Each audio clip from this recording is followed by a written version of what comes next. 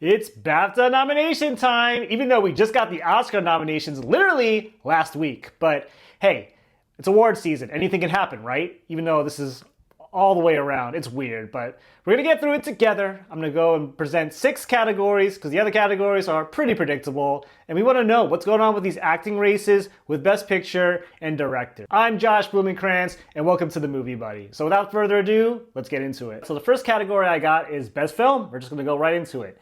And you only get 5 categories in this, unlike the Oscars where you get 10. So this is very different.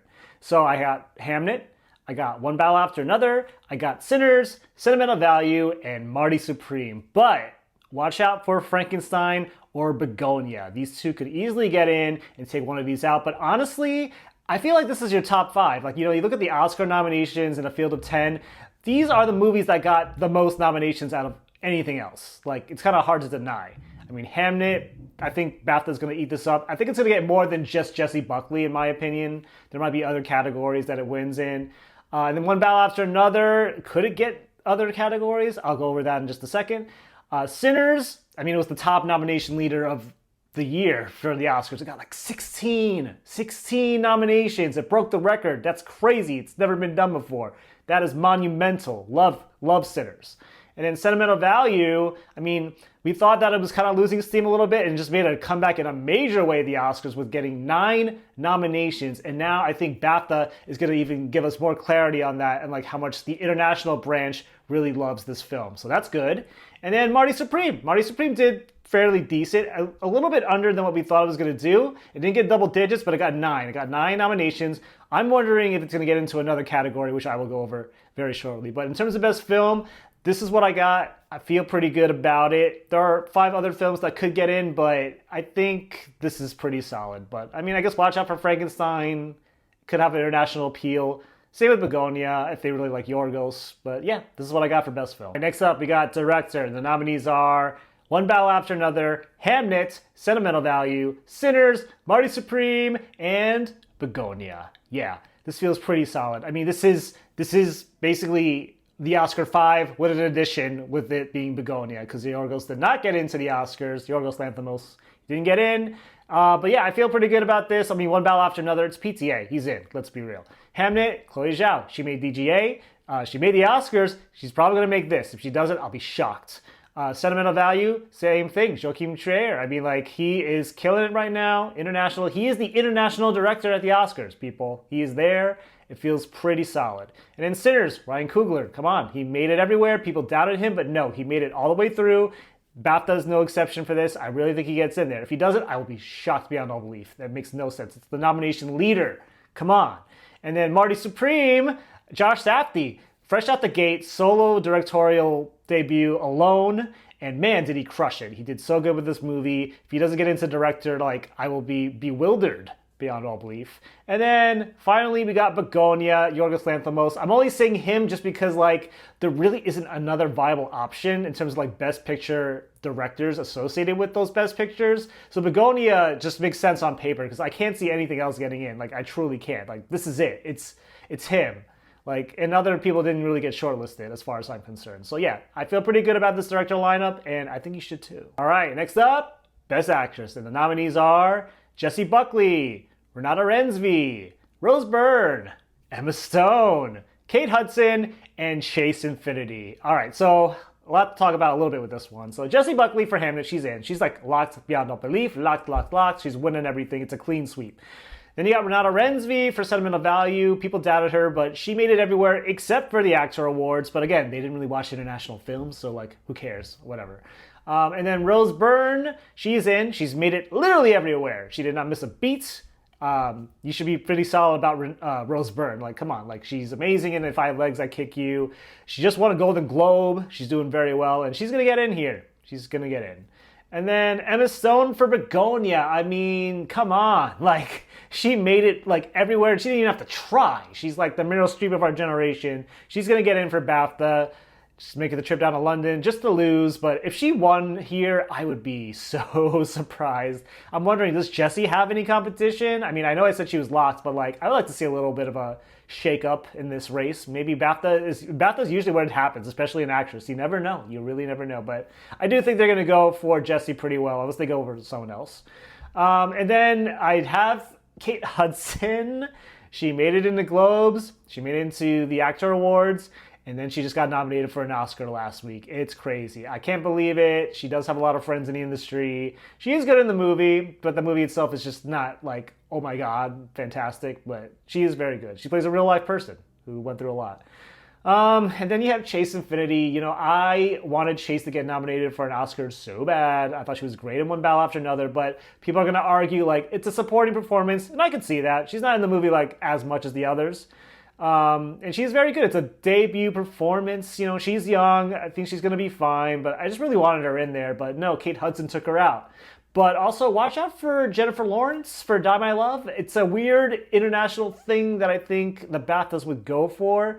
Who would she take out though? Probably Infinity. Again, just she's the one who could easily be sacrificed, unfortunately, at this stage of the game for BAFTA. But yeah, the others feel pretty locked and loaded, so I'm not going to move any of them. But yeah, this is what I have for Best Actress at the BAFTAs. All right, next up we got Best Actor, and the nominees are Timothée Chalamet, Leonardo DiCaprio, Michael B. Jordan, Ethan Hawke, Jesse Plemons, and Robert Aramayo for I Swear. Okay, so let's break it down. Timothy, I mean, it's Marty Supreme. He's in, baby. He's in. He made it everywhere. He won the Critics' Choice and the Golden Globe so far. He's already nominated for the Actor Award, and he's nominated for an Oscar. It's a clean nomination sweep.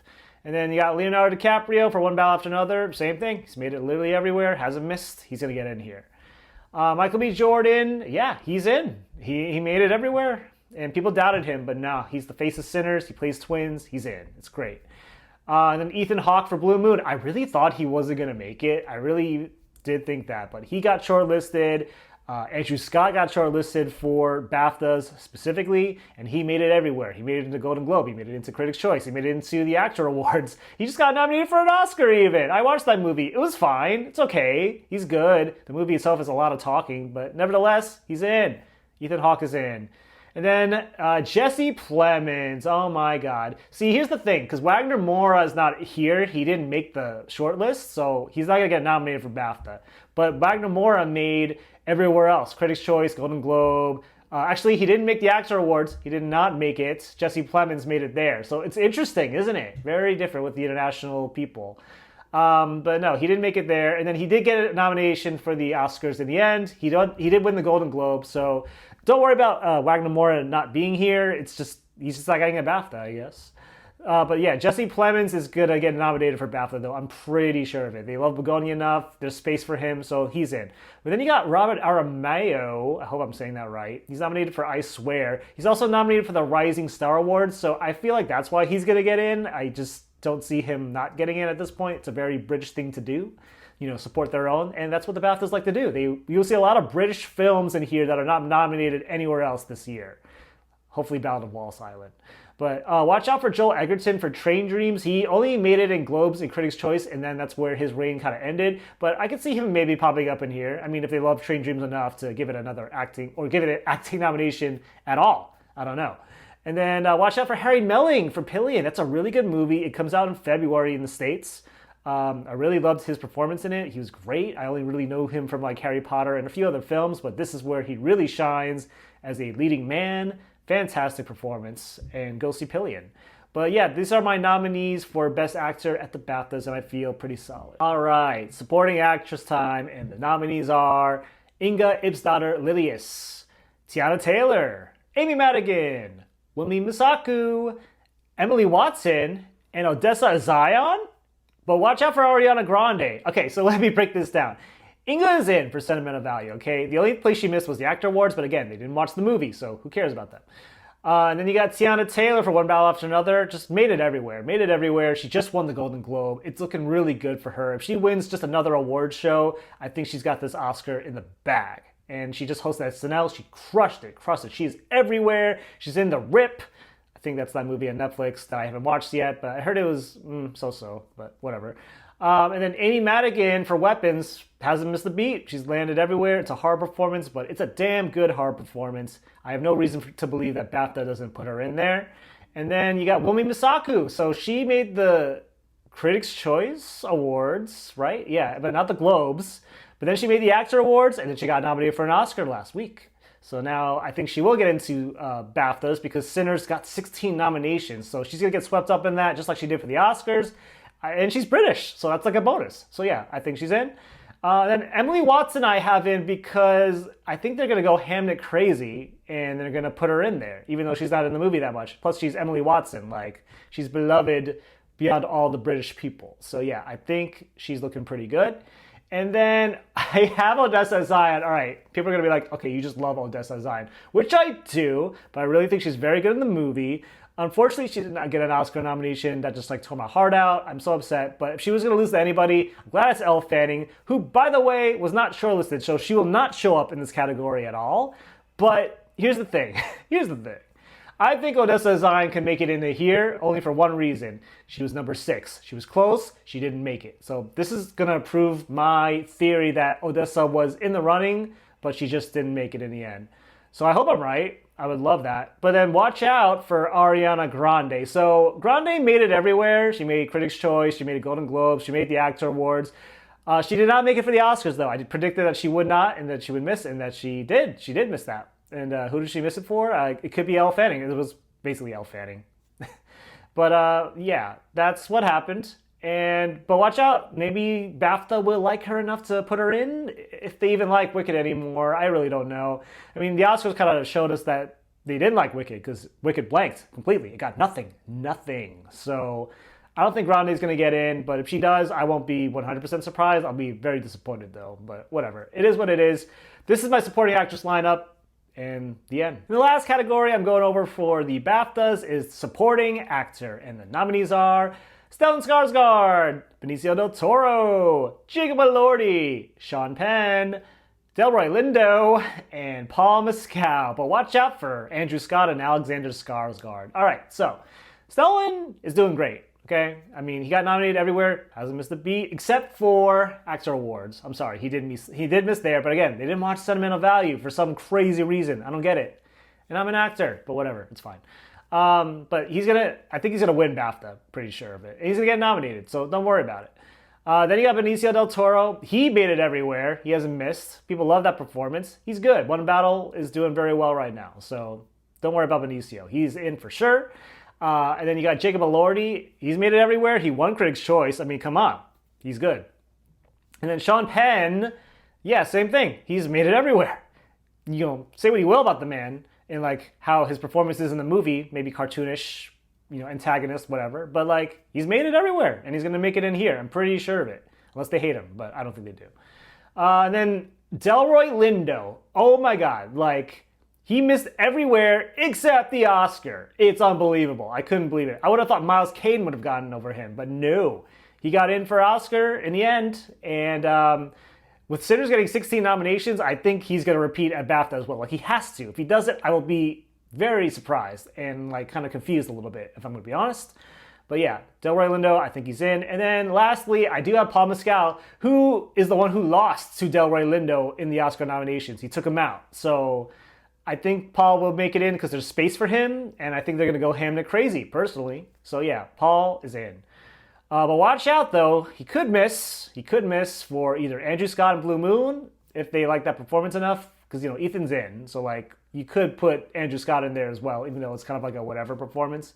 Or you could go for Alexander Skarsgård for Pillion. And I'm telling you, Pillion is a really good film. I mean, Harry Melling and Alexander, great chemistry, great combo. They're both excellent in the film. He's a dominant guy in the film, very good. Funny, suave, all that stuff. Mysterious. And I think BAFTA's going to go for him because it's the whole international factor. Like, really. Like, you know, and his dad's in the category too. How fun would that be to watch father and son duke it out one more time at the BAFTAs, no less? So I would like to see it, and I think the world would too. So watch out.